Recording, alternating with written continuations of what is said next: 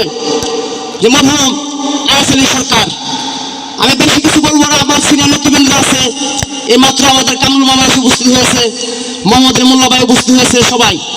আমি এটুকু কথাই তিনি বলেছিলেন, তিনি ইসলামিক মূল্যবোধকে বিশ্বাস করেছিলেন। সেই দেশনেত্রী বেগম খালেদা জিয়ার রুহের মাগফিরাত কামনা করছি। আমাদের ইতিমধ্যে 5টি উঠান বৈঠক রয়েছে। এই উঠান বৈঠকে আজকে যে মুসলিম বিএনপির পক্ষ থেকে ধন্যবাদ জানাই। আপনাদের আমি অনুরোধ করতে চাই যে আমাদের মৌচাক ইউনিয়নের বিভিন্ন নেতৃবৃন্দ আমরা এখানে উপস্থিত হয়েছি মূলত যে আমরা এইটাই যে আমরা এই 16-17 বছর আন্দোলন সংগ্রাম করেছি, বিএনপি আন্দোলন সংগ্রাম করেছে একটা কারণে, যে কিভাবে তত্ত্বাবধায়ক সরকারের অধীনে একটা নিরপেক্ষ ভোট হয়, যেই ভোটটা আমি আপনি উপস্থিত কেন্দ্রে উপস্থিত হয়ে ভোট প্রদান করতে পারি।